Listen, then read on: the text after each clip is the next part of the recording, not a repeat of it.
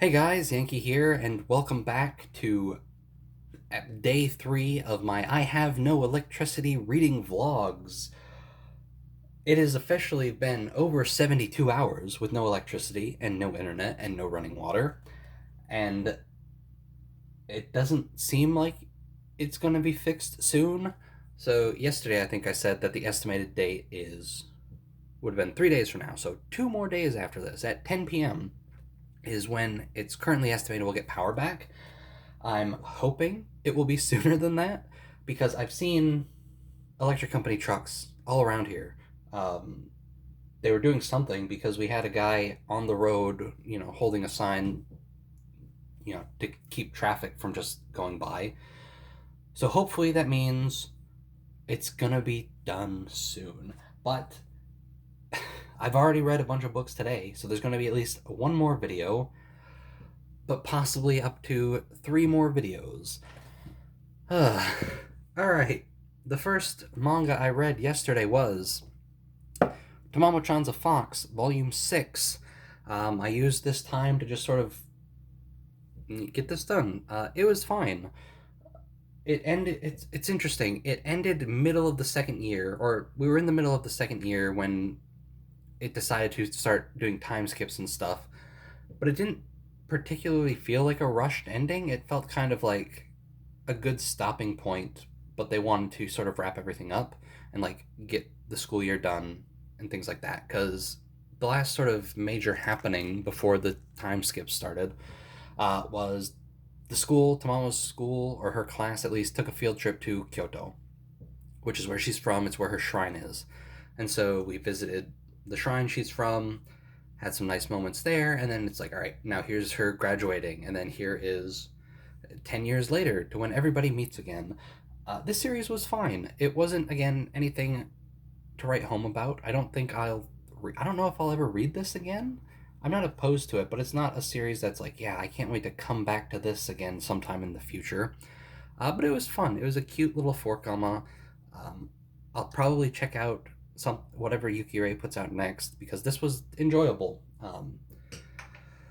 Next, we have 3 volumes of the same series. You should probably know what it is by now. I've just been plowing through this series these last couple of days. And that is To Lavru Darkness, volumes 13, 14, and 15. I didn't mean to do this, but I kind of perfectly bookended what I was reading with. Okay, here's Lala, Momo, and Nana's mother. And then in the volume 15, we had their father show back up and fight Nemesis. Um, this series is getting better. I'm having more fun with it. It feels like relationships are actually progressing, and like the story's actually progressing. It doesn't feel like we're in an infinite loop of the same. Oh, Rito fell and then stripped off girls' clothes, even though we are sort of in that loop. But like in between that, it feels like we're making progress. 3 volumes left. I'm excited to see where it goes. This series is enjoyable. The artwork is nice. It's a silly thing to say in an ecchi harem thing, but I do like the art style overall. I know, what is it? Kentaro Yabuki.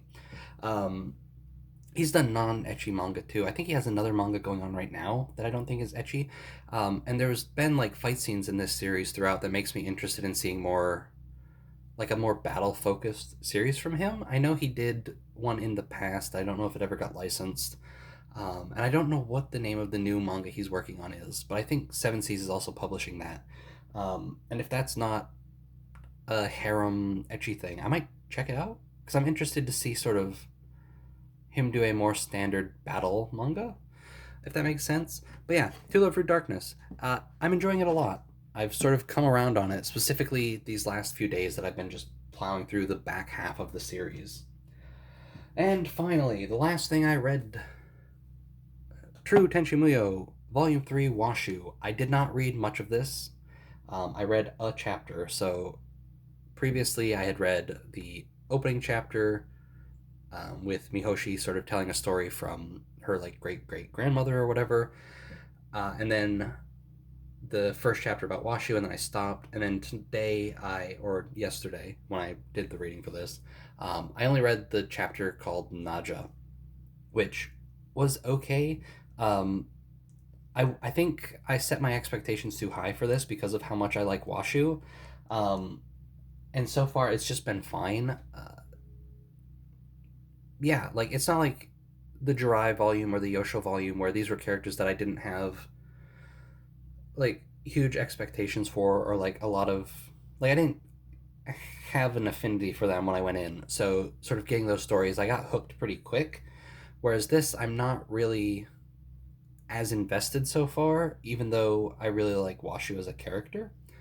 Um, but yeah, that's all I read for the third day. Uh, one more of these at least, which does not make me very happy. But we'll see sort of how things go. Hopefully, I have electricity soon because these few days have not been fun. Though I have managed to crank out a lot of my manga backlog and stuff. Like I think I've read like 15, 12, 13 volumes. I can't remember, but I'm at the rate I'm going, I might hit 20 things I've read in these last few days, which is good, right? Just that's what the backlog is there for. You just in days like this when you have nothing else to do, you can just sit down and crank out a bunch of manga. But yeah, that's going to do it for this reading vlog. Hopefully, there aren't too many more of these. I don't know how many more of these I can take.